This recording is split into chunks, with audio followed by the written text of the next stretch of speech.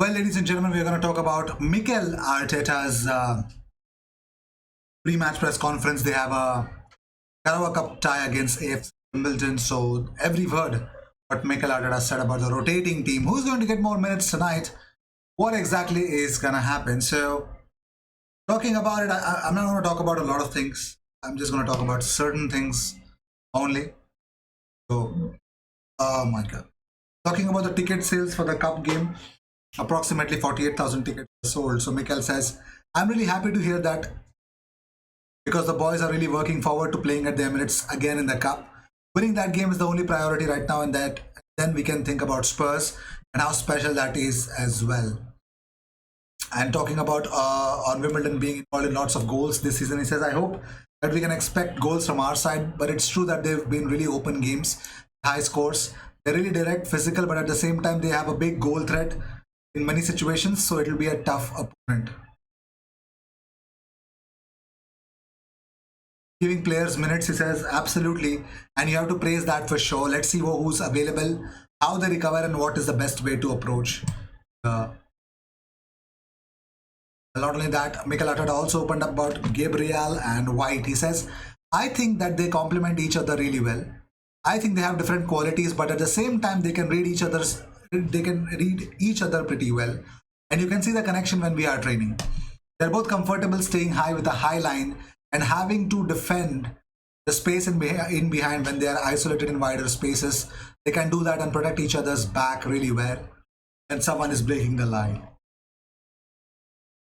It's a little crazy part, but also Arsenal's training, ladies and gentlemen. You can see Gabriel Martinelli training. Yesterday is, I think, Emil Smith-Rowe alongside Partey and Kolasinac. And there we go. Following Balogun, Nicola Pepe, Charlie Patino, and Takehiro Tomiyasu. Charlie Patino did make the training ground, didn't he? But moving on, let's talk about Bernd Leno. According to Eurosport UK, Arsenal will become open to offers for Bernd Leno once the transfer window opens in January. A return to Germany is believed to be most likely for Bernd Leno. Moving on, Mikel Arteta has been told that William Saliba is lucky to have William Saliba because his future is great. That is according to Jorge Sampaoli, Marseille boss. Well, Sampaoli actually labeled him as a future great. He says he's a top player at his position. We're lucky to get him on loan. It was not simple. He's great at marking, but good bringing the ball out too. He's a great future of French football. Very good at starting plays. He is adapted to a 3 at the back well, and his performances are linked to the teams which likes to play from the back. Let's see how things will turn out. How Mikel Arteta defines this. But moving on, Alex Lacazette and Pierre-Emerick Aubameyang, well, that they had a very light moment that they've shared. Crazy. Lovely to see. And so was Ben White and Bukayo Saka in Arsenal training at London Colney as well. Beauty. Looks like lads are really having a wonderful time together. Well, not only that, if you can see, Rob Holding says, am I doing it right, Kieran Tierney? So he tuck in his shirts in the shorts. So just exactly how Tierney approaches every game and training. Maybe not training, but just definitely the game.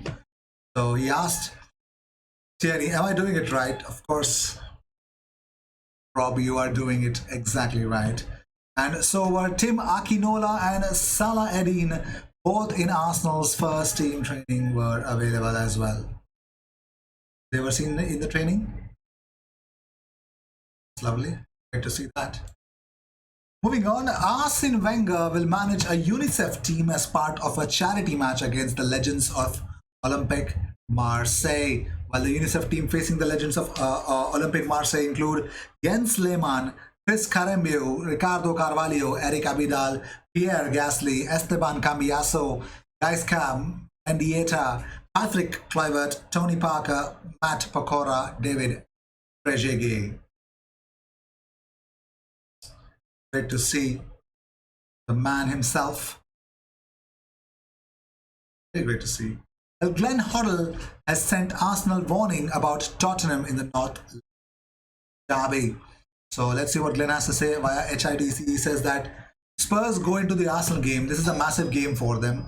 For both clubs in many ways because Arsenal are just getting a little bit of form and points on the board. And Spurs are in this semi-rut. To go against Arsenal in the North London derby, it's probably come at the wrong time. They have to raise themselves. I'm just concerned when they have got the ball and without the ball both times, they don't look to know what they're doing. They don't know where everybody should be. I don't see a system within a system. It's all a little bit off the cuff, I am honest.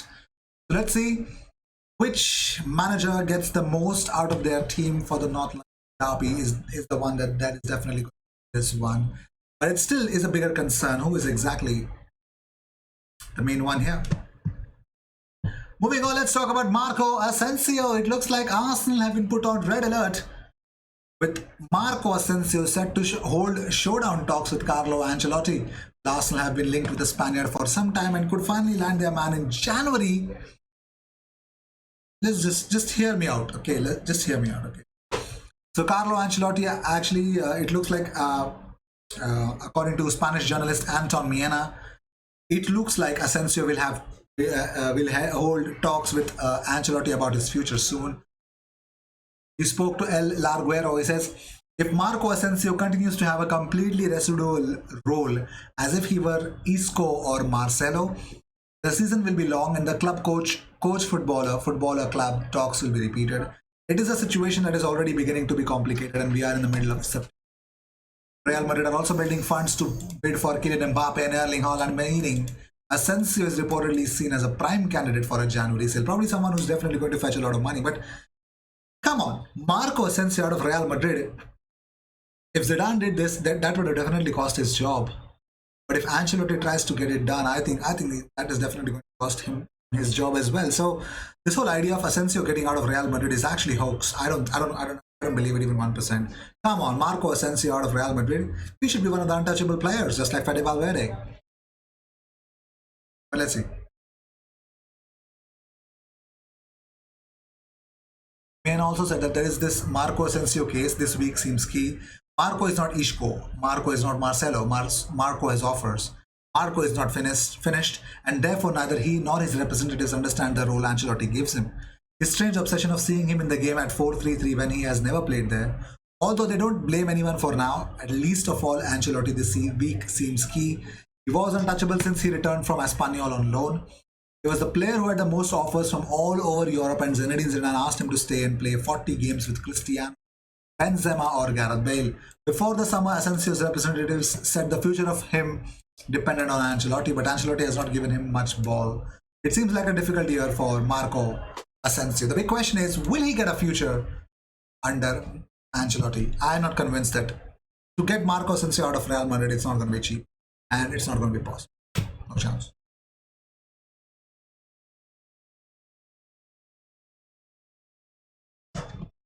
So,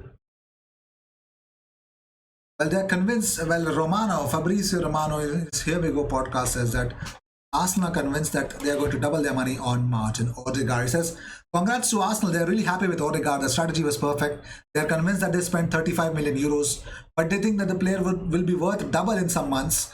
They're also really happy with Takehiro, a good impact and a good professional.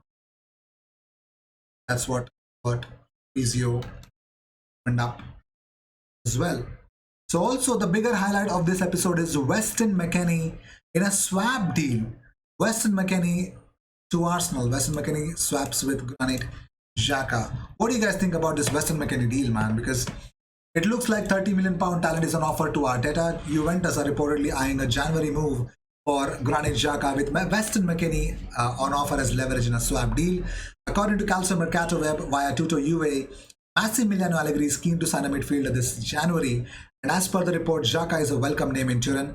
29-year-old signing a new contract during the summer will definitely involve Arsenal commanding a better price tag. Xhaka was in talks with AS Roma, but as per some reports already mentioned, after the transfer window closed, it's not over yet. Jose Mourinho still wants him. But what about McKennie? Well, he was one of Juve's best players under Andrea Pirlo.